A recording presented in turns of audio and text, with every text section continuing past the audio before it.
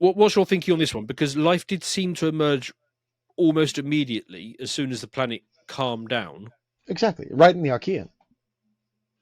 Yes. So it's there's a very good reason to think that uh, life can emerge almost immediately on the point that conditions are suitable for it.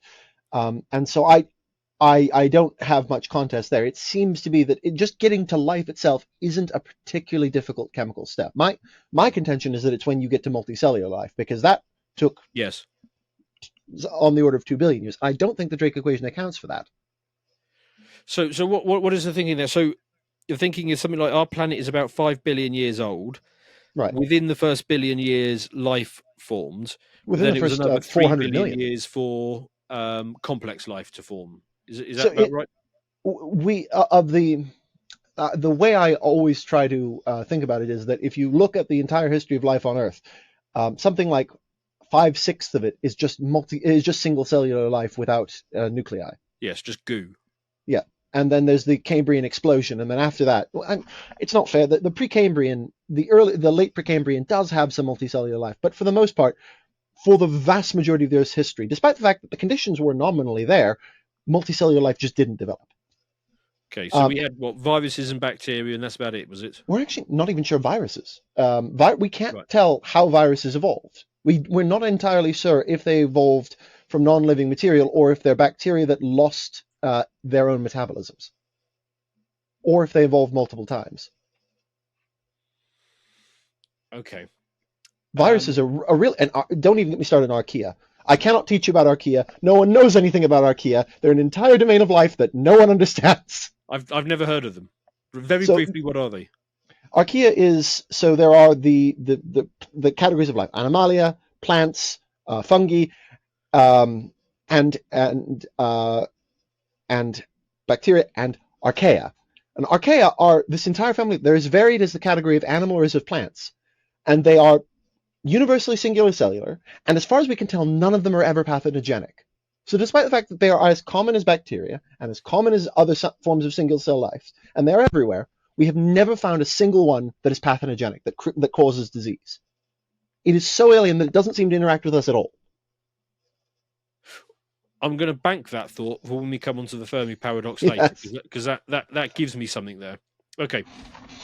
And actually, the other thing on the point of life emerging is I don't know if you heard it, but there was this one guy, I wish I remembered his name, who basically put forward the notion that life is a natural consequence of the laws of thermodynamics because when you've got energy bombarding a system, that energy has to go somewhere. And I'm butchering his argument, but it's something like the path of least resistance is for that energy to be fed into basically creating life because it's a Yeah, it's a no, way of dissipating the energy. if you provide energy to a system, or if you provide energy to a system, it will tend to arrange itself into an ordered state. Crystals tend to grow in the presence of energy, that sort of thing, and so life could be one means of expressing it. Admittedly, that's a teleological argument in that it's an argument from consequences, but Yeah, um, but I think there is something to that. but it's not. But you don't fundamentally dispute that it's impossible that life is more or less an extension of the laws of thermodynamics, and therefore we can It, assume that almost anywhere where you bombard a suitable planet with enough energy, life is going to emerge because it kind of has to because the energy needs to go somewhere. I'm not sure I would say that I inherently agree with it, but I'm not going to say that I'm good. I can't dispute it, but I would need to because I can think of some counterexamples. Admittedly, they're somewhat trivial counterexamples, but I can think of some reasons why I would disagree. Because life, unlike certain other kinds of energy investments, is not arbitrarily investable. You can't pour an arbitrary amount of energy into life into a system and get more and more life out of it. Eventually, the amount of life actually starts to decrease because the system is too energetic for chemistry to take place. Mm. And so the amount of energy being supplied is actually it's not an unconstrained value past a certain point. Um, but I think there is something to that. That if you're providing a suitable amount of energy for a long enough period of time to a chemically active system, you would expect very complex things to start emerging, and life seems one of the very natural courses of it. That's interesting. When you say one of the things, are you able to envisage something other than life, which is the product of increased complication? Plate tectonics.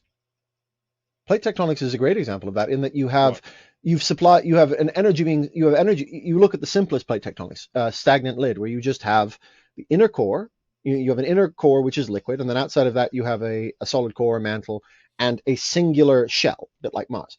But then, as you have something more massive like the Earth, we have um, an inner core which is solid, an outer core which is liquid, a mantle which is sort of an amorphous liquid, an amorphous solid, and then you have a crust, and those crustal plates are broken up into different pieces, and they're moving across each other and exhibiting different failure methods and all that. Plate tectonics, I think, is a really good example, and just the hydrosphere in general is a great example of how pouring energy into a system can produce an enormous amount of complexity. And unlike life, it doesn't seem to be strongly constrained until you melt the lid. And even then, like almost all of our diamonds come from exactly that, where the mantle was hot enough to burn through the plate and create kimberlite pipes, which then formed diamonds. But these things are not Sure. mutually exclusive, as with the Exactly. example of here. They can develop alongside each other because there was a lot of energy being poured into the system.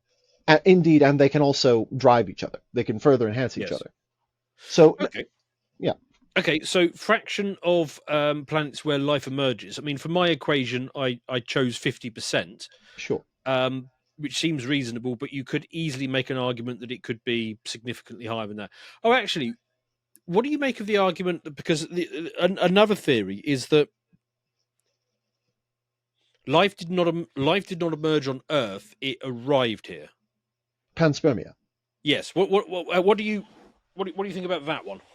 I, I mean, I don't see why it needs to be the case, but it's for me, it doesn't seem to solve anything, because the life has to start somewhere. In that, yes, you it's a bit like, and I'm a Catholic, but nothing annoys me more than bad arguments for God, because the only thing that annoys you more than bad arguments for the other side is bad arguments for your own side, which yeah, is, you say, well, the universe needs a universe creator because it exists, and then you say, well, then God exists. Where's God's creator? You just move the problem back a step. I think it's perfectly possible panspermia is an option, but it still ultimately puts you at a point where, well, then where did the bloody life originate? right. Um, all Leaving. that it serves to do is to call into question whether Earth is actually a suitable candidate for life to arise, or if it isn't. And if you're only adding questions without actually adding any answers, it's not a super useful tool of explanation. I'm not saying it's impossible. It's just, as a hypothetical, until we have reason to consider it, um, I Yeah, don't put a lot of thought into it. and I see your point. And if it is landing on a planet where it's suitable, you'd kind of assume that it would emerge on that planet anyway, on the grounds Sure, that it is, as we've established, suitable. exactly. Right. Okay. So I've gone for 50%, but still we argue it could be beyond that. Sure, Okay. Fraction where intelligent life emerges. So this one, so we've agreed that life emerging is actually fairly straightforward and simple. And the Drake equation kind of skips your complex life term and goes straight exactly. into intelligent life. So we're going to have to roll complex life and intelligent life into there.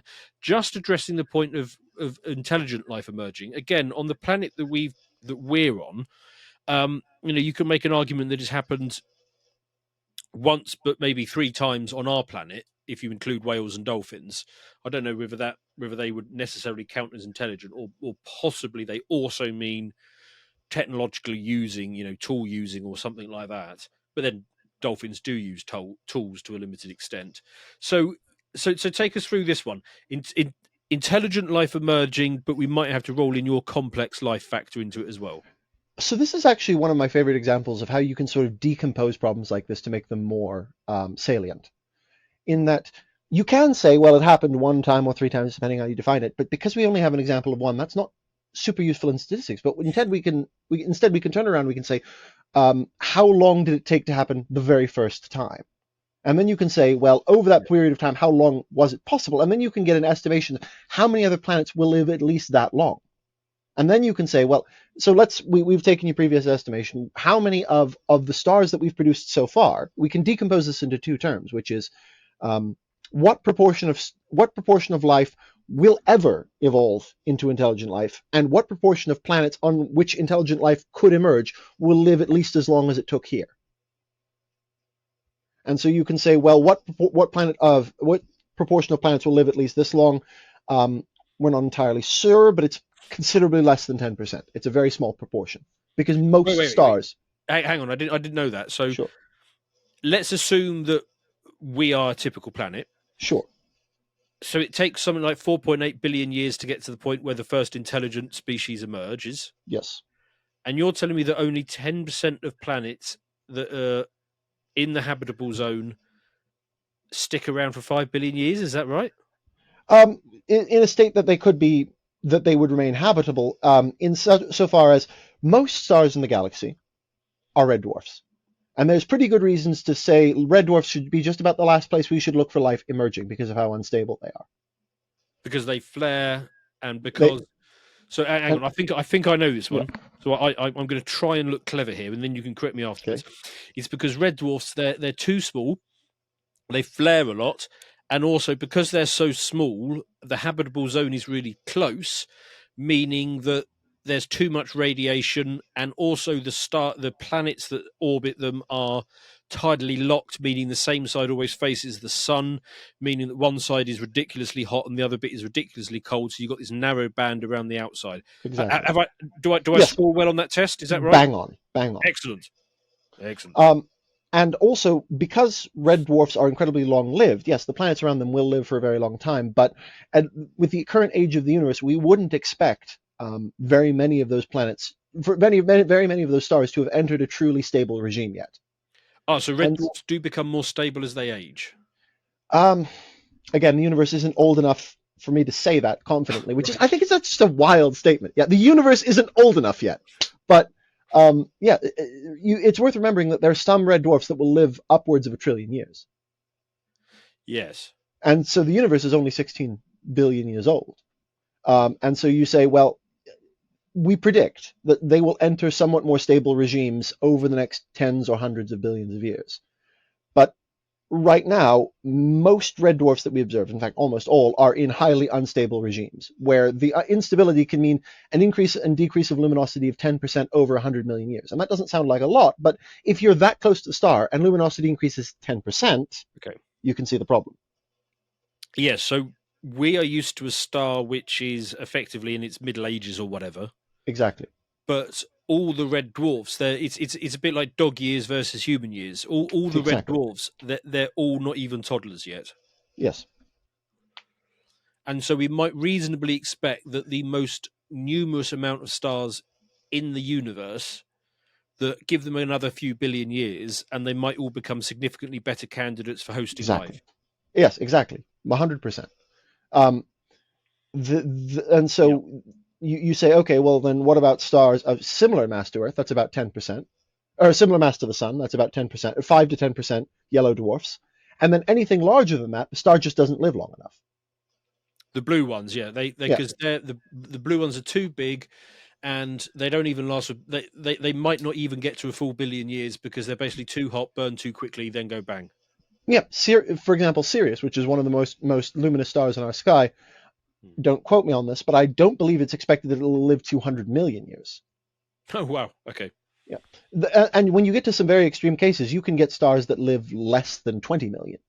So now, admittedly, those are quite rare, but you start to get so you can kind of decompose the problem of what proportion of stars with planets in their habitable range that satisfy all the previous conditions will provide a stable enough time period that both A has passed and B uh, is long enough, is as long as the Earth. And I would argue that's a very small number. I I see. perhaps and so that's kind of why firstborn is a credible argument, because over time that number gets much larger. But right now, because we're going to get more yellow dwarfs, a Yes. disproportionate number of stars, and also more red dwarfs will become habitable. Um, Well, and and also more future generations of stars are going to have better metallosity, which is just going to make them more exactly, suitable. exactly. And so again, I don't mean to keep saying, well, all of this is irrelevant. Firstborn's the answer, but I'm saying that's why I tend to be led there. Um, Yeah. And so I would argue that if you're looking at things in the Drake equation which don't get looked at a lot, or at least reasons to chop that number down from 50,000 to a much smaller number, I think that's the killer factor, which is how many planets will live long enough and have lived long enough, or will and have lived up to the same amount of time that it took ours to. If you would like to see the full version of this premium video, please head over to lotuseaters.com and subscribe to gain full access to all of our premium content.